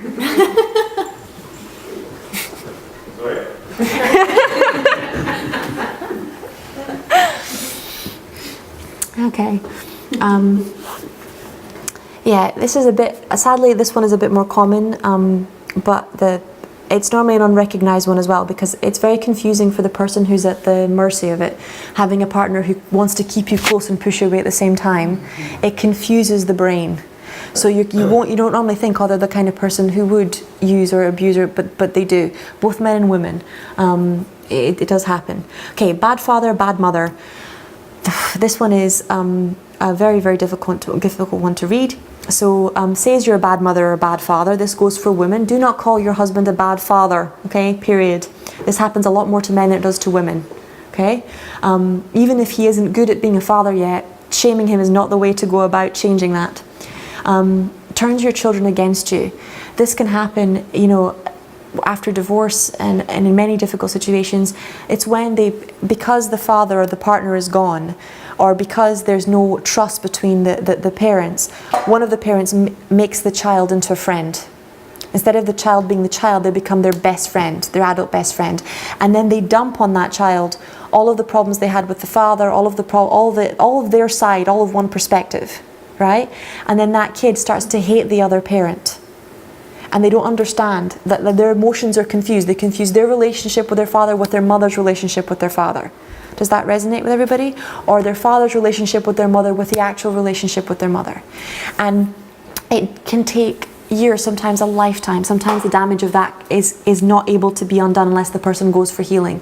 And because the child normally really believes that the perspective of the person who is telling them is true, it's very unlikely that they go for help. Does that resonate with everybody? Yeah? Opposite. My mum tried to get me on her side, so I rejected both my parents. Yep. Every time they had a row, I just had to get away. Yep. And for years, I tried to sort out everyone else's row. Of course, I didn't have a chance of helping them. Yeah. So kids are not supposed to be your best friend. Yeah. They're not supposed to be, and if you've been isolated by your partner, this is even more likely. So if your partner doesn't give you any time to go out, to have your own friends, to have a therapist, to do all that kind of stuff, you don't have anyone to talk to. So talking to someone is survival. Because isolation is one of the biggest killers that there is. And you're going to talk to the first person that's available to you, right? But there's things that are sacred. And childhood innocence in that sense is sacred, right? There's a time and a place for them to learn about abusive adult relationships. It's not when their parents are fighting. Does that make sense to everybody? Yeah? It puts them in a difficult situation. It does happen. It happens all the time. And parents, when they're doing it to kids, feel very justified in doing it because they say, I'm just telling them the truth about my partner. That's not the truth. You're confusing anger with the truth. Does that make sense to everybody? Yeah? Teal Swan has a video that says the difference between being authentic and being an asshole. Right? And that's where you have to get the line when it comes to, it's like the truth is a difficult thing to hold sometimes. You know, it requires a lot of maturity, a lot of integrity. It requires an openness of heart to be able to hold a complete truth, because truth is not black and white. Truth is a colorful thing, right? And seen from many different angles, it shows different colors. It's like if I show you a pyramid, you might see it as a clear glass pyramid, but I turn it around and there's a rainbow in there. Right? That's what the truth is like. So it's really being like, okay, am I actually being authentic, or am I being an ass? Am I being aggressive? Am I being angry? You know, instead of going into a room and screaming into a pillow, am I just dumping all of my stuff, not just onto your kids, onto another person? Does that resonate? Yeah? Because emotional suffering is as legitimate as physical suffering. If you walk up to a dog that's suffering and put your hand on it, 9 times out of 10 it will bite you. And it's not because it doesn't like you, it's because it's shit scared. Same thing with a human being, same thing with you. If you are terrified, if you are angry, walk towards a pillow, not another human being, because the first thing that touches you is the thing you're most likely to punch or hurt or kick, right? Because it's a fear response. You're in fight, flight, or freeze. So you're either going to fight the person, or you're going to freeze in front of the person, or you're going to run away from the person. But either way, none of us like having people fight us or run away from us, right? So it's important to recognize that. Okay, uses access to harass you. I wish that didn't happen. It still does. Thankfully not for me. But yeah, they constantly switch, children's schedules, won't tell you what's going on, won't tell you when different plays and stuff are, act like you missed things on purpose. Threatens to take the children away. This one used to be much a bigger deal than it is now, but it's the idea of if you leave me, then I will either hurt, that this child, or I will try and get custody of this child. And you see it in movies all the time, right? Everyone in this room watched a movie where the person is threatening to take your kids away? Yeah, it's quite common. It's a control thing. Persuades you to have his or her child and then refuses to help you care for it. Okay, so these are quite, being a bad parent is a form of abuse towards your partner. It means that they have to do all the work. Does that resonate with everybody? Yeah, and it's completely ignoring your responsibility. If you don't want to be with them anymore, fair enough, but completely avoiding your responsibility as a parent in general, you either have to find someone to take your place, or deal with the, you know, the energy of that, because it's a lot. Raising a kid is a lot of work. You know, there's no getting around it. Okay, so it's bad parent, not just bad father or bad mother. I see this both ways all the time. I've even seen parents tell children, you know, that their parents abused them, or try and turn acts of play into violence or abuse, to be able to get custody or things like that. So this one is a big deal. And this is why I was saying, you know, particularly with clients, the same thing goes for children, intimate relationships. Don't tell other people what you think is true in that sense. Always use words like I think, I feel, not this is the truth, and you have to agree with me, period. The liar. This might as well have the word gaslighting right next to it. Everyone seen the film Gaslighting? So it's a film in the 80s that pretty much shows, it's a really famous film. If you haven't watched it, it's worth watching. But it's the first dramatic film that shows what gaslighting is. Gaslighting basically means you act like your partner's crazy, right? Or you act like your kid is crazy all the time, okay? Until eventually they start thinking that they are crazy. They can't tell the difference between them actually being out of balance and you doing something that's wrong, because you act like everything they do is mad. So they act, when they shout at them and you go, you shouted at me, they're like, no, I didn't shout at you. When you say to them, I don't like that tone of voice, what tone? Right? It's more common than you think. We all use it because we're still denying the abuser, right? When you deny that you have an abusive part inside of you, whether you want to call it the ego, whatever you want to call it, doesn't matter. When you deny you have an abusive part inside of you, it is 100% impossible to have any kind of personal responsibility. Right? It is so important to take responsibility for that part of you. Blames drink, drugs, stress, overwork, unemployment for lying. So whenever they do something wrong, it's, you know, you're crazy for thinking it was actually their fault. They only did it because they were tired, because they had to work so long. Does that resonate with everybody? So when you use these excuses, they're not true. Go straight to apologizing first, okay? And then if it's relevant, justify stuff. But 9 times out of 10, you don't need to justify anything to give an apology. Does that resonate with everyone? You know, you just don't need to. If your tone of voice was off and someone says your tone of voice is not nice, say, I'm sorry. Take a deep breath. You know, because you're practicing. And not just for them, for yourself, because it will get harder to justify treating yourself like shit when you're tired, when you haven't had something to eat, when you've had a long day at work. If you're not justifying treating other people like shit when you're not okay. Because what happens outwards is also happening inwards. There is no out there and in here. So if you think it's all right to be mean to people out there when you're stressed, when you're low and things, then you're going to think it's all right to be mean to you in here when those things are happening. Does that resonate with everybody? It's a two-way street. Okay, so the persuader. So threatens to hurt, kill you or the children. Both ways. I've seen women threaten to commit suicide and kill all their kids along with them, and I've seen men do similar things. Cries a lot, says they're going to kill themselves, says that they love you, threatens to kill themselves, threatens to report you to social services or DSS or call the police or all that stuff. Now, there's a huge difference between doing that legitimately. Okay, if you're with a partner and they are abusing you or they're abusing your children, don't threaten to call the police. Call the police. Does that make sense to everybody? Mm-hmm. Yeah? Don't bother with threatening. Just get on with it. Because you need the police's help. You're not doing it to hurt them. You're actually doing that will help them. Does that resonate with everybody? But threatening these things only causes more trouble. It never helps. So don't threaten to do things unless you're willing to do it. You know? If someone is abusing somebody else, the time to be calling the police is right there and then. You're not going to be having a discussion with them about it later. Because that's not only illegal in our culture, it tells the victim that it's going to be dealt with that it's being seen, that it's being witnessed, and it's been dealt with appropriately. If you see someone being abused, if you see someone threatening to kill a child or kill a woman and you don't call the police, the message you're sending is it's all right to make threats like that. Right? And the emotional violence, I've seen women and men shaking from bottom to head because someone said, I'm going to kill you or I'm going to hurt you, and having everybody be like, oh, they're just saying stuff. Right? You can control somebody emotionally as effectively as you can control somebody with violence. They just have to be afraid enough of you. Does that make sense to everybody? Yeah? This is why stalking is also such a head twist. Last but not least, the head worker. So puts you down, tells you you're too fat, too thin, too ugly, too stupid, useless, blah de blah de blah de blah. In other words, it's John. Everyone heard of John Gottman? Yeah, he wrote what's it called? He wrote this amazing book about marriages, and he did the biggest experiment on couples and relationships for a long time. But basically, it's contempt for your partner. It's treating your partner like they're inferior to, like they don't have any intelligence, and constantly putting them down.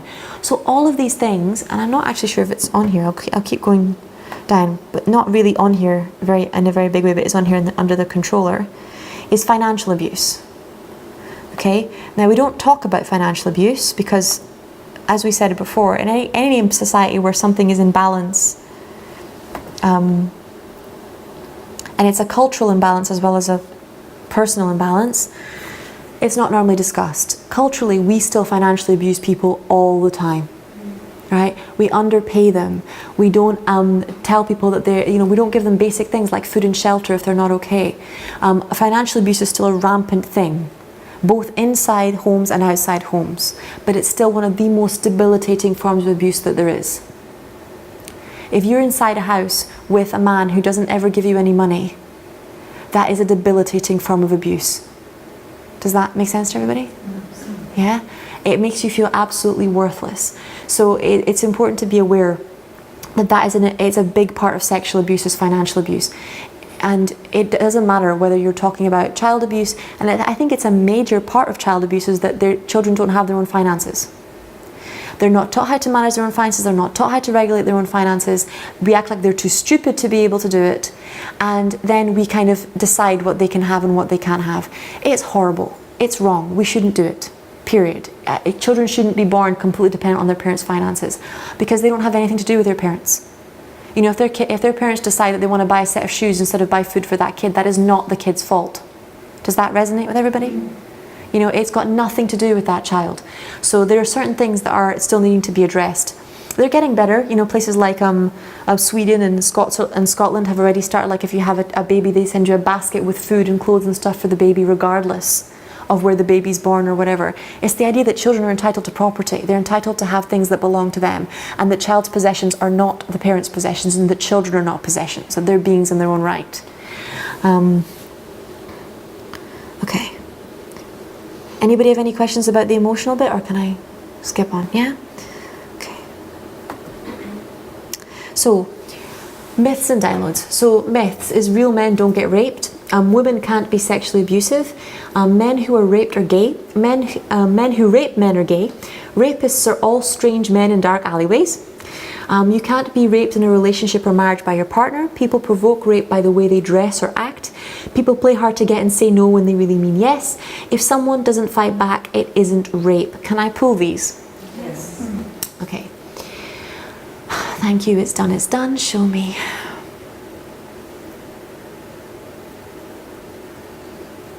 Okay.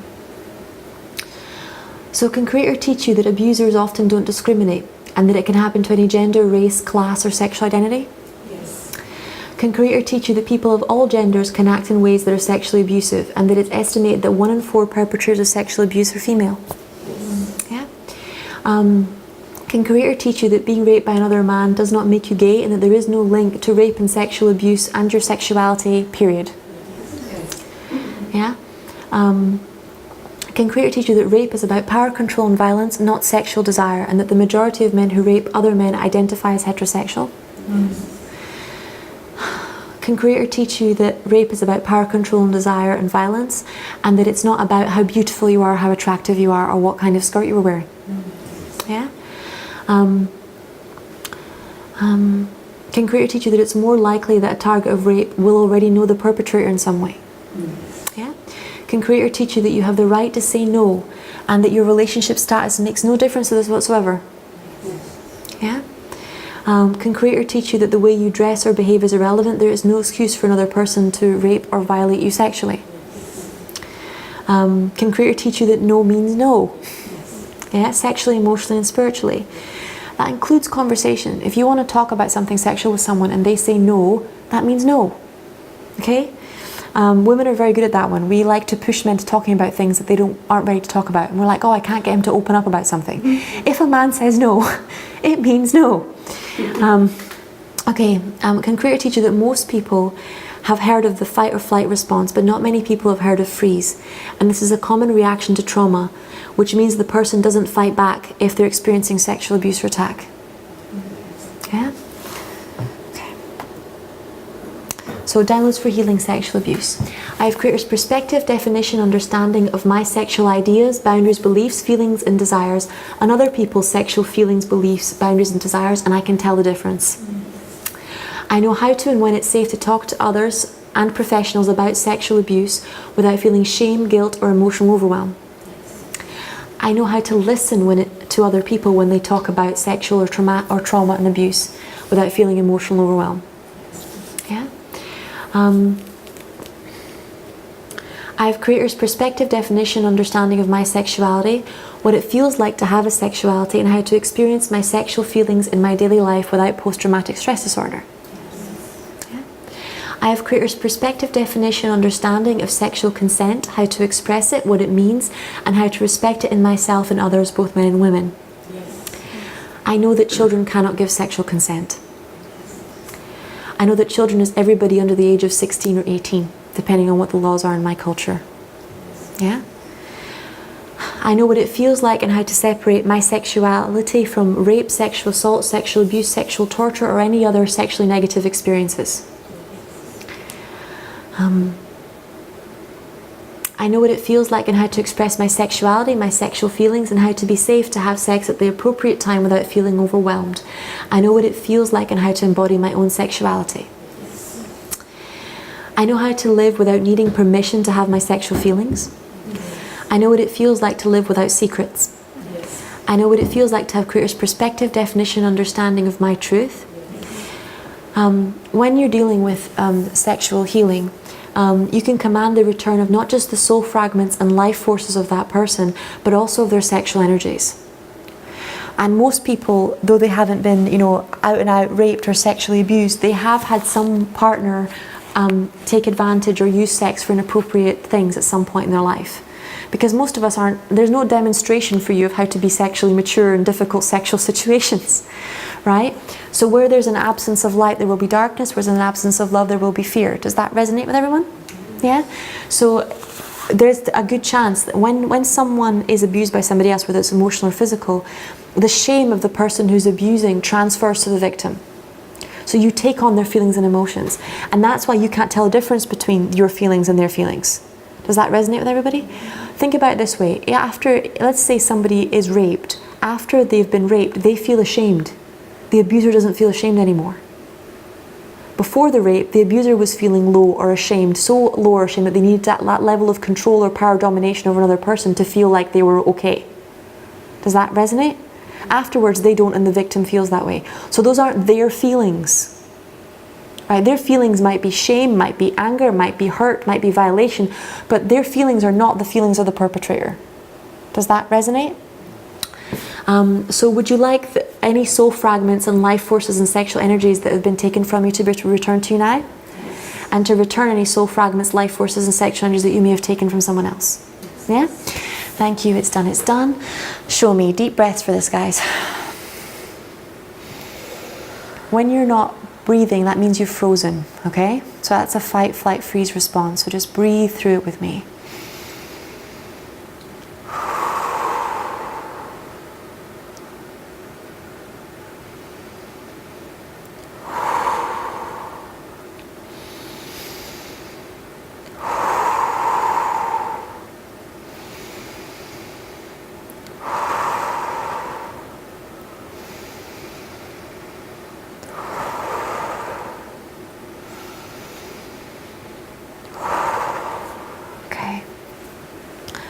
move on to the next bit. Okay, last but not least, we're doing this bit and then fear of the body, and then we'll do the gong bath. Okay, so fear of the body.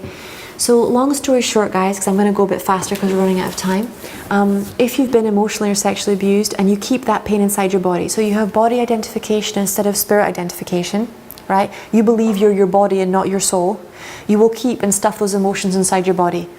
Anyone in this room not done that? Yeah, everyone does that unconsciously unless they have spirit identification. You keep it inside your body. So if a person is treated like an object or a possession, the importance of their body diminishes and is degraded. Okay, so that includes emotional abuse. If someone's telling you your body is disgusting, and that also is non-verbal abuse. So if you're walking down the street next to somebody else and in your mind you're thinking that person's disgusting, you've just gone to the next stage, right? It's not on the surface, but all minds are joined. They know what you're thinking. Okay, they know what you're saying. It's still there.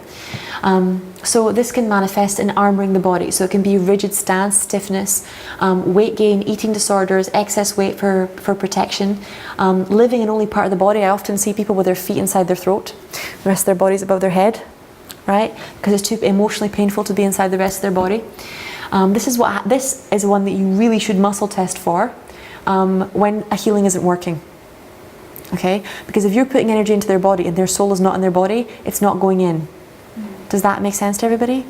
So particularly if they're very scared of being in their body, it's normally important to do at least one it's safe to be in the body session before you start trying to heal them, because otherwise they're not letting you touch their soul. You're not actually getting to the energy of what's wrong, right? A lot of illness in the body is actually caused by that. It's actually a part of soul loss, is not being able to be fully inside the body. Also self-harm, cutting, addictions, anything to numb the pain inside the body. Okay, so whether it's drugs, whether it's cutting yourself, whether it's the idea of I can numb the body in some way, I can take the pain out of the body. Because the body's not designed to carry your pain. It was never designed for that. The body was designed to be a vessel for your soul. It was not designed to be a vessel for your pain. Right? So when you start storing pain in the body, all sorts of things, illnesses, particularly chronic illnesses and things like that, start to manifest and stuff as well, because the body was never supposed to be where you keep your pain. Okay, so we're going to do some quick downloads for reconnecting with the body. So I'm just going to read them and then just say yes, if you want them. So I know what it feels like and how to be safe in my body. Yes. I have Creator's perspective, definition, understanding of what it feels like and how to love my body and my genitals. I know the difference between pleasure and pain, and my definition of both is the same as the Creator's. I understand the overall strength and beauty of my body in the present. Yes. I understand that my body is protected and that it protects me now. Yes. I know what it feels like for my body to be alive, vibrant and healthy. Yes. I know how to live my daily life without numbing, punishing or armoring my body. Yes. I know what it feels like to look at my body without feeling degraded. Yes. I know what it feels like to have value as a human being. Yes. I know what it feels like for my body to support me in the highest and best way. Yes. I have Creator's perspective, definition, understanding of how to love, honour and respect my body. Yes. Yeah? Now, with theta healing, as I explained in the beginning, some of you weren't here, we use muscle testing, and we also use, what's it called? We use muscle testing and we use downloads. So these are downloads. Okay, and when you get a download, they go into all 4 levels of belief, and they also get pulled. When I say to you, can I pull these? I'm pulling them from all the different levels of belief that you have instead of just one level. So I'm pulling them from your mind, your soul, your childhood experiences, the collective subconscious, and I'm replacing them with things more positive like this. Okay, if for any reason you have a trauma or a belief around that particular download, it might not go in. Does that make sense to everybody? It will go in once you've done the belief work around it, right? But that's individual to every person, because everybody got their own wounds in their own way, right? So after you do a bit more healing, these will all go in. Does that resonate for everybody? Yeah? It doesn't mean it doesn't work, it just means you might have a block there. So for example, if I do these with you, but you have feelings that it's not safe to be in your body, that you can't tell your family secrets, blah, blah, blah, then I have to heal the unforgiveness towards you and your parents. I have to heal the family trauma along the ancestral line before you allow those beliefs to go in. Does that resonate with everybody? And that's not really something that's safe to do in a group environment. But for most people, it will just go straight in, right? Okay. Last but not least, because actually the last bit. So fear and anger towards God or the Creator. Around 90% of beliefs have to do with God or the Creator. When we're abused as children or as adults, the issues around God become highly charged. Since we normally know the perpetrator of the abuse, many beliefs come to the fore about Creator as an authority figure who is supposed to protect, show up, rescue us, and be there. Okay? So as after the abuse has ended, this can be beliefs you block, that block you in divine relationship with the Creator and maintain a paradigm of separation and resentment with the Creator. I've worked with a lot of people who've been in car accidents or who have lost their families, who because of that completely acted like the Creator completely didn't exist, had abused them, had hurt them. That's what can happen if you've been through. Normally you'll know that they have this healing that needs to be done if they say, I prayed for God to help me, but the abuse just kept happening. Or, I was a good person, I went to church every Sunday and I still lost my family in a car accident. Is this idea of God, and it's completely inaccurate. It's this idea of God as an authority figure. Creator of all that is not a giant authority figure. It's an energy, it's love, it's a light. Does that resonate with everybody? Yeah? It's not a human being. It's in all human beings, but it's not a human being. And that's what is confusing for people, because it's not like us. We like to project humanity onto divinity. And that's the difference. Creator is in all of us, but we are not all Creator. It's a choice to become that creative energy inside of yourself. Creator doesn't force it on you, right? It's always within you, but you don't have to be like that, right? It's a decision to take it up or to own it. So when that confusion is there in the mind of the client, the ego takes full advantage, because it's a really good way to take someone's power away. Is if they don't believe they have any Creator doesn't exist, and they don't believe it's inside them. It's very difficult to empower somebody who thinks that there's a big man in the sky who's responsible for their body, for their life, and for everything. Does that resonate with everybody? Yeah? If they don't believe that there's something within them, then the answer is not within them. Okay? So in order for someone to be able to start feeling empowered, they have to start feeling that they are one with Creator energy. Also, when you're a child or when you're an adult, if you don't have a strong spiritual education, you often don't recognize signs from the universe as they occur. Okay? You don't know when the universe is trying to help you. It's a skill to be able to recognize and accept help from others and from the universe. Okay? How many times have you tried to help somebody who just didn't know how to receive it? Happens all the time. When I was being abused as a kid, I had numerous opportunities to stop being abused. I was too terrified to take them. Right? That doesn't mean the universe and the Creator wasn't there every single step of the way. I'm just at this point in time becoming completely healthy again, completely, no part of me is ill in any way, shape or form. The first time that the miracle that I asked for was shown to me was over 10 years ago. I didn't have the skill and the ability to be able to apply the miracle, to be able to allow it to come in. Does that resonate with everyone? Yeah? But the miracle is always there. It's just that sometimes we don't have the ability to take it, to allow it to come in. And it's counterintuitive, because when you've been abused by someone, you lose trust, right? And trust is the remedy. Trust and courage is the only way out of abuse, is the only way out of darkness. But it's the very thing that your abuser tells you is going to get you killed, is going to get you hurt, is going to get you damaged. Because your abuser is in their ego, and that's what the ego does. The ego sets you up for abuse and then kicks you when you're down. Right? That's all it knows how to do. Would you like Creator's perspective, definition, understanding of Creator of all that is?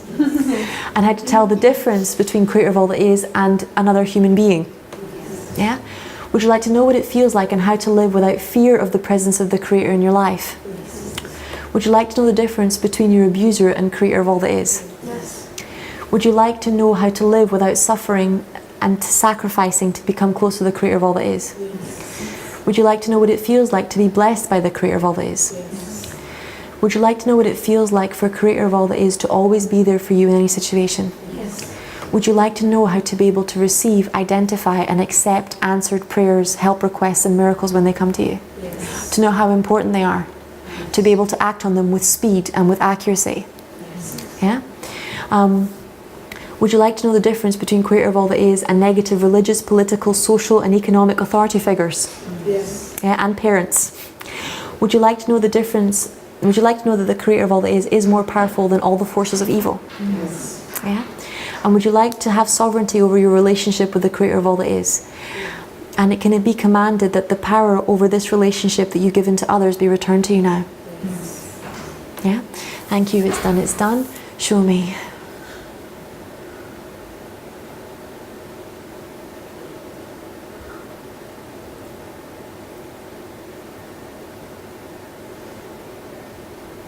Deep breath in, guys. And we're going to do something silly. I just want you to make like with your mouth. Shake your head at the same time. That's it. That's much better. Okay, now chicken wings. Right, and like a little jiggle. That's it. So would you like to know how to heal difficult things without getting too serious? That's good. It's important. The darker the material is, the more important your sense of humour is. So we'll get back to that later. So I'll just quickly go over with you some of the events, and then I'll stick you guys under for the gong and healing. So I won't make you sit in front of the projector again. So the next event that I'm running is the Secrets of Karmic Healing. It's on the 11th of April. It's here from 7 till 10. And we'll pretty much have the same format as tonight. Okay? I'm doing the Mind, Body, Spirit Festival this year at the Love Dome. It's on the 29th of April. It's a free workshop, and it's called The Ego in Relationships. So it takes you through how it works, all the dynamics, how it's working. I'm also speaking at the Glastonbury Symposium. I'm doing a 1 hour talk on manifestation. Feel free to grab your phone and take a pic if you want, so you don't have to scribble everything down. I'm doing a talk at the Changing Times group in West Essex, also on manifestation. All the events are on the Soul Clearing Meetup group and on my website. Also, if you would like a session, please go onto the website and book through there. There's an appointments page that lets you see what sessions are available, when they're not available, and put yourself in and sort stuff out, which saves me a lot of emails backwards and forwards, and lets you also change your times if you need to and stuff, and lets me know what's going on. But yeah, I'll leave that up so you can come back and take pictures if you want to be part of any of those. Because I have so many people message me afterwards and go, when's the next event, that I just thought I better start putting them up now instead of having any issues.